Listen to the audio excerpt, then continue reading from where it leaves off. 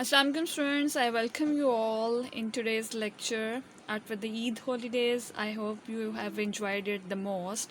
So let's start today's lecture. Today we are going to talk about active and passive voice. So first of all, you must know what is voice.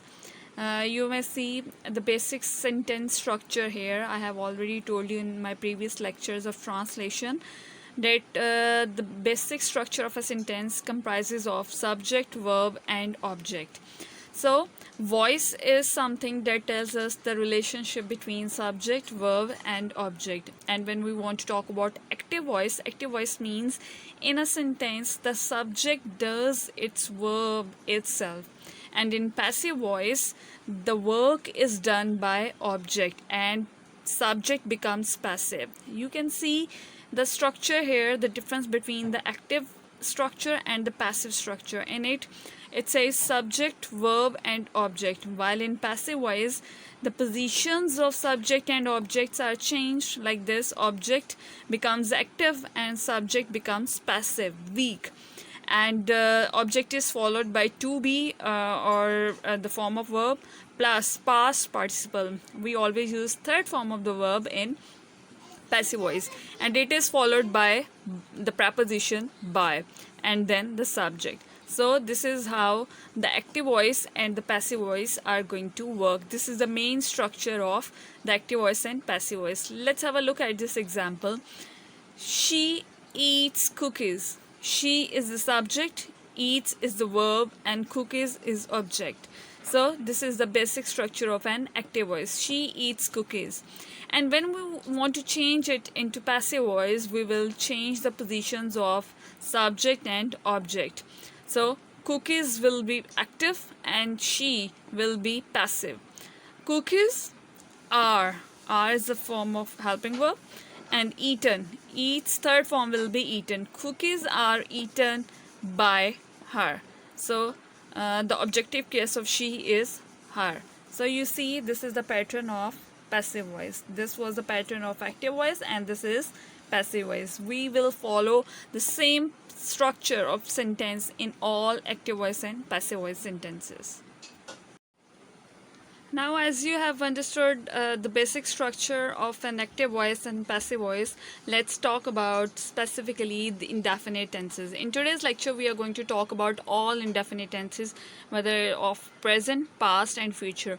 In the previous lecture, I gave you a brief note on indefinite tenses of translation, and I told you an indefinite tense is a tense in which routine, daily routine, habit, and universal truth is shown. So that is an indefinite tense. So today we are going to talk about the indefinite tenses of present, past, and future, and we will change their passive voice.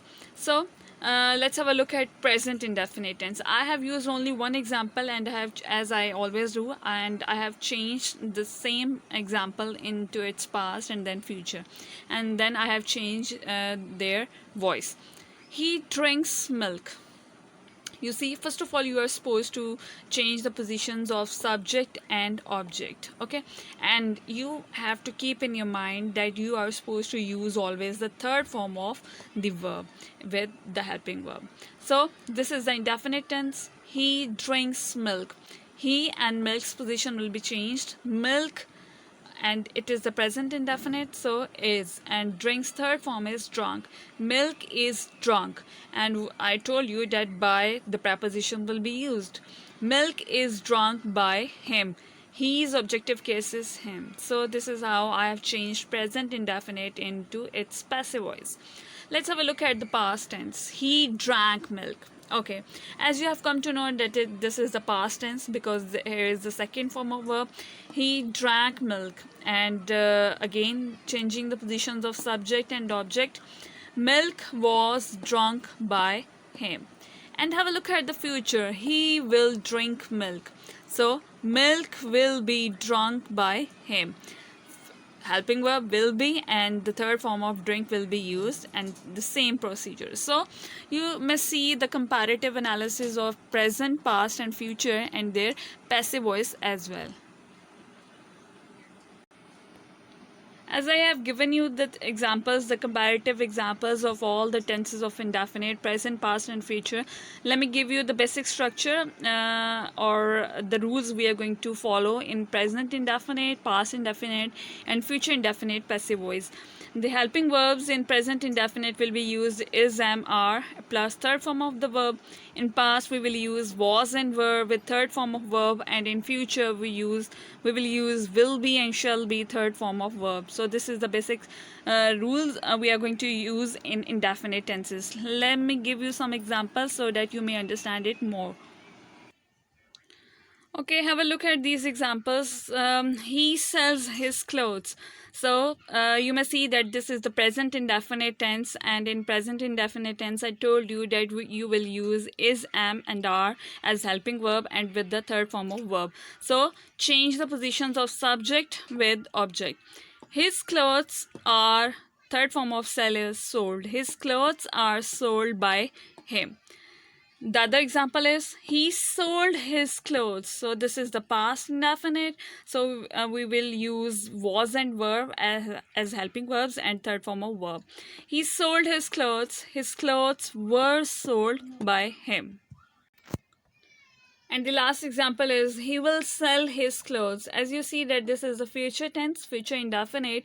He will sell his clothes. His clothes will be sold by him. Will be and shall be will be used in passive voice of future indefinite tense.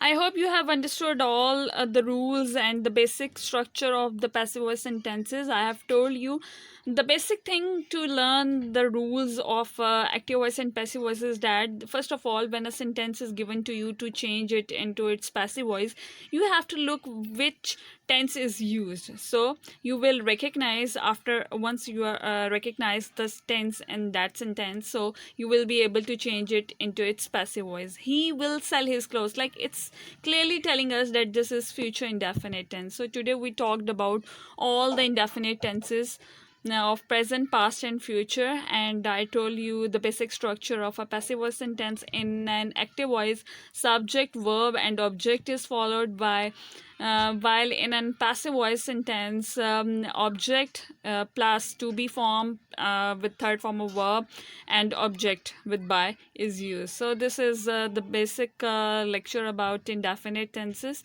Do practice it at home. Write some active voice sentences on your journal or your register and try to change those sentences into passive voice. Practice it hard, and see you in the next lecture. Allah Hafiz.